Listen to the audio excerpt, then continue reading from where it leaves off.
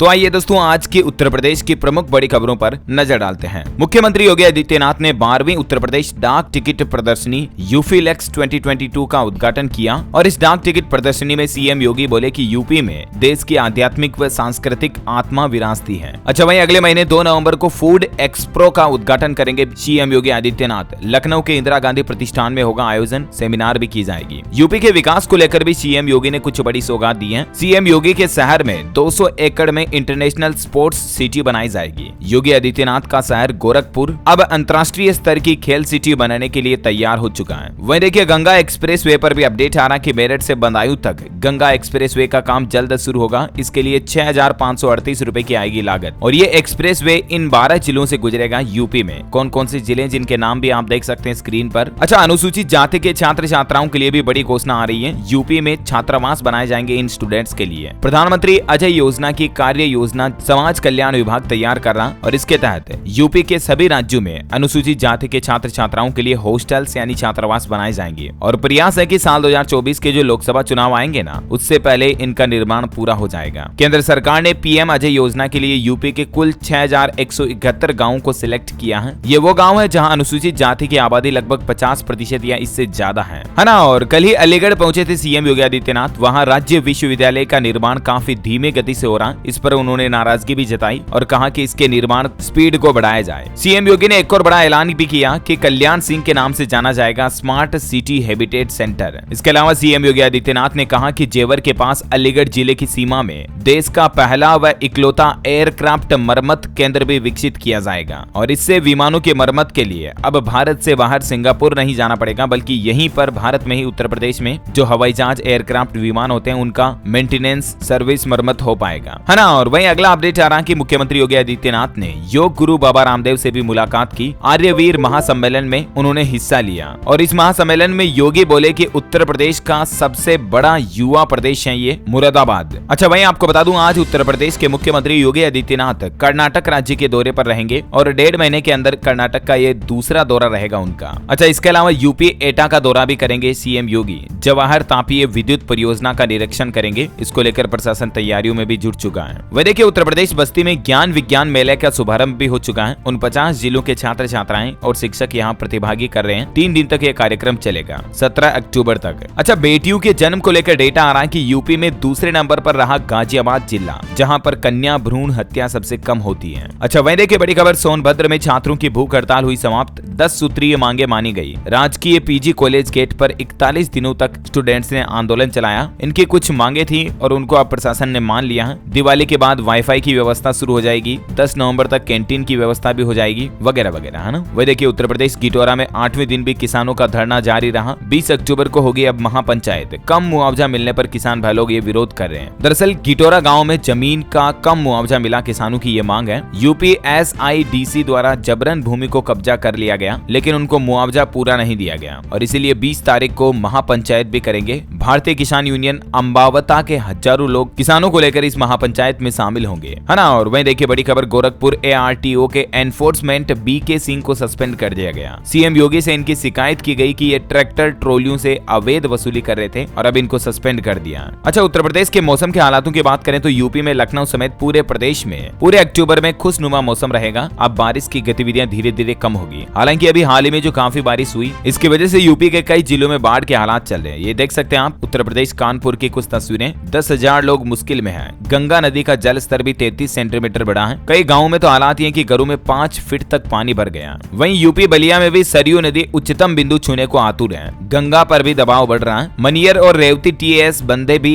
खतरे पर हैं। तटवर्ती लोगों की बड़ी दुश्वारी है। ये कुछ बांध जो है लबालब भर गए और इनमें खतरा मंडरा रहा है कि बांध अगर टूट गए तो गाँव में बाढ़ आ जाएगी। इस समय उत्तर प्रदेश के 15 जिलों के 1500 से ज्यादा गाँव ऑलरेडी बाढ़ से प्रभावित हैं। अच्छा अब यूपी में बारिश तो थम रही है लेकिन डेंगू पांव पसार रहा है। राज्य में हालात ये कि अलग अलग जिलों में रोजाना 100 से ज्यादा डेंगू के मरीज मिल रहे हैं। अभी उत्तर प्रदेश में कुल 3,607 डेंगू मरीज सामने आ चुके हैं इसी सीजन में। देखिए प्रतापगढ़ में अब तक 29 डेंगू के मरीज मिले। CMO व प्राचार्य वार्ड का निरीक्षण करने पहुंचे। प्रयागराज में भी डेंगू मरीजों की संख्या 400 के पार पहुंच चुकी है। एक ही दिन में 35 से ज्यादा नए डेंगू के केस आए। तो कहने का मतलब ये दोस्तों कि आप भी अपने बच्चों का ध्यान रखें, खास करके मच्छरों से बचाव करें और खुद का भी ध्यान रखें है ना। और जो PET एग्जाम शुरू हो चुका है उसमें पहले दिन 35% अभ्यर्थियों ने छोड़ी परीक्षा। कानपुर में में अव्यवस्थाओं के चलते परीक्षा छोड़ने वाले अभ्यर्थियों का प्रतिशत भी बढ़ा। ये कुछ तस्वीरें देख सकते हैं आप, ट्रेन और बसों में भी पूरी भीड़ भाड़ मारामारी देखी गई स्टूडेंट्स की। हालांकि 2 दिन तक के लिए रेलवे ने कुछ स्पेशल ट्रेनें भी चलाई है पीईटी एग्जाम को लेकर। वाराणसी से बलिया, देवरिया, गोरखपुर और प्रयागराज तक ट्रेनों का रूट रहेगा। अच्छा, बड़ी खबर आ रही है, यूपी बस्ती में संचालित 531 मदरसों में से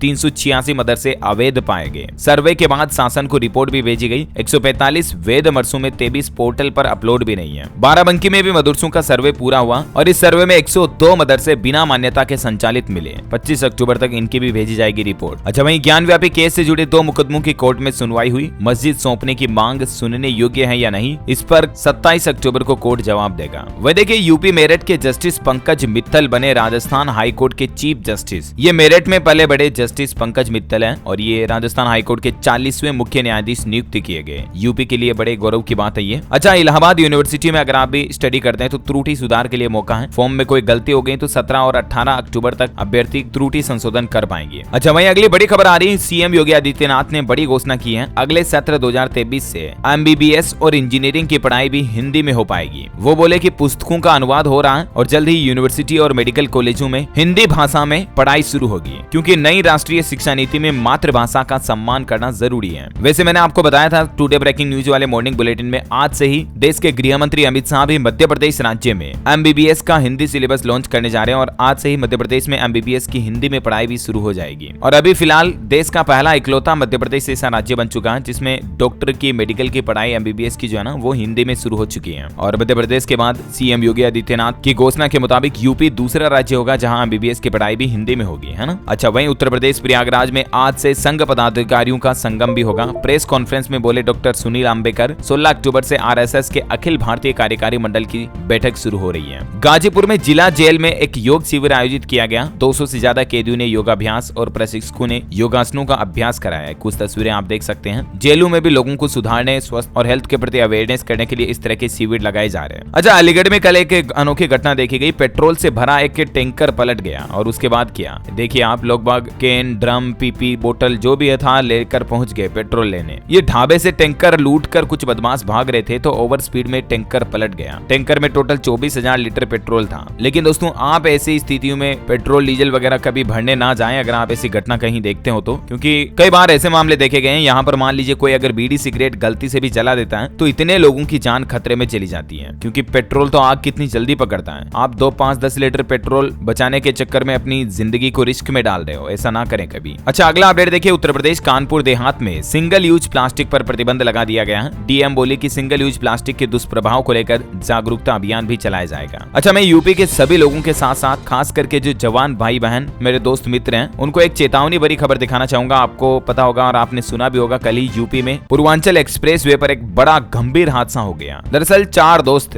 अपनी BMW कार को सर्विस करवाने के लिए लखनऊ वगैरह जा रहे थे तो कार की फुल रेस खींचकर चला रहे थे। 230 की स्पीड में BMW कार थी और फेसबुक लाइव पर उन्होंने वीडियो भी किया है, कुछ तस्वीरें आप देख सकते हैं। और तभी अचानक कार कंटेनर से भिड़ गई और चारों की जान चली गई। एक्सीडेंट इतना गंभीर था कि आप अंदाजा इसी बात से लगा सकते हैं कि पोस्टमार्टम में डॉक्टर बोले कि चारों के शरीर से गायब था सिर। कितनी खौफनाक मौत हुई होगी उनकी। और लापरवाही, ओवर स्पीडिंग, मतलब क्यों करते हैं यार ऐसा। जवानी का जोश युवाओं को अगर दिखाना ही है तो आप मेहनत कीजिए, सफलता के क्षेत्र में मेहनत कीजिए यार। ऐसी जोश में, ऐसी जवानी में क्या पड़ा है। प्लीज मेरी हम्बल रिक्वेस्ट है, कभी भी कार को ओवर स्पीड में ना चलाएं, ध्यान से चलाएं, मजाक में ना चलाएं। अब ये दोस्त साथ में थे, मजे ले रहे थे, वीडियो लाइव कर रखा, 230 स्पीड पर कार जा रही, मतलब क्या अब इनके परिजनों पर क्या बीत रही होगी, जरा सोचिए। ये तो इस दुनिया से चले गए हैं। प्लीज ऐसी लापरवाहियां जिंदगी में कभी ना करें, बहुत कीमती है जिंदगी, बार बार नहीं मिलती, खुश नसीब वालों को ही मिलती है। अच्छा, अगला अपडेट देखिए, उत्तर प्रदेश बुलंदशहर में आयुर्वेद महोत्सव का आगाज शुरू हो चुका है। भाजपा प्रदेश अध्यक्ष भूपेंद्र चौधरी ने इसका उद्घाटन किया और पहले ही दिन 1000 से ज्यादा मरीजों ने इसका रजिस्ट्रेशन भी करवाया। वहीं भदोही में पहली बार लगा India carpet expo.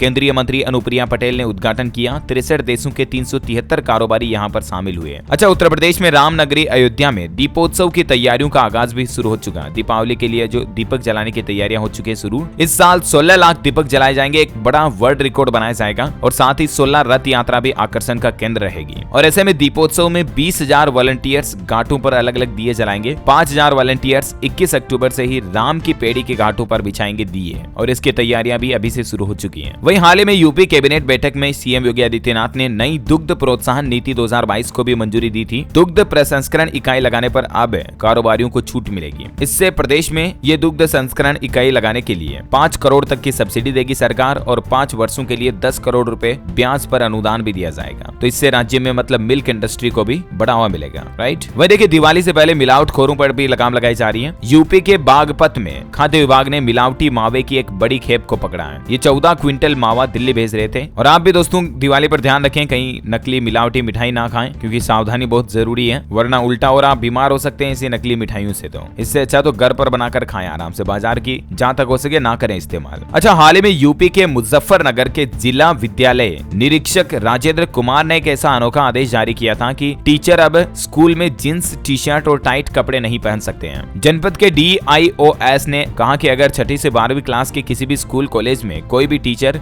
Jeans, T shirt या फिर टाइट कपड़े पहनकर आता तो उस पर कठोर कार्रवाई की जाएगी। दरअसल स्कूलों में अनुशासन को लेकर मुजफ्फरपुर नगर के जिला विद्यालय निरीक्षक राजेंद्र कुमार की तरफ से यह आदेश जारी किया गया। उनका कहना है कि स्कूलों में अब शिक्षक शालीन कपड़े पहनकर आएंगे। अच्छा, यूपी का गौरव बढ़ाने वाली कुछ खबरें देखिए आप। मेरठ सिटी पब्लिक स्कूल के प्रबंधक राहुल केसरवानी को मिला मॉरिशस में educationist of the year award. वहीं विश्व पुलिस गेम्स में गोल्ड जीतकर गांव लौटे गौरव। उत्तर प्रदेश के वाराणसी के रहने वाले हैं गौरव, इनको बड़ी सफलता मिली है और न सिर्फ यूपी का बल्कि पूरी दुनिया में भारत का नाम भी इन्होंने रोशन किया है। सारनाथ क्षेत्र के रामलखन नगर इलाके के रहने वाले गौरव ने विश्व पुलिस एवं फायर गेम्स में गोल्ड मेडल जीतकर पूरी दुनिया में वाराणसी का नाम भी रोशन किया। और दोस्तों, यूपी न्यूज टुडे में अंतिम अपडेट आ रहा। NSS और NCC के युवाओं के लिए सुनहरा मौका है, आप भी बन सकते हैं टूरिज्म एम्बेसडर। झांसी मंडल के युवाओं को जल्दी पर्यटन मित्र या पर्यटन एम्बेसडर बनाया जाएगा। पर्यटन को बढ़ावा देने के लिए पर्यटन विभाग एक कदम उठाने जा रहा है। इस योजना के तहत झांसी आने वाले पर्यटकों को ये युवा सभी पर्यटन स्थल पर घुमाएंगे और उनके इतिहास के बारे में भी बताएंगे।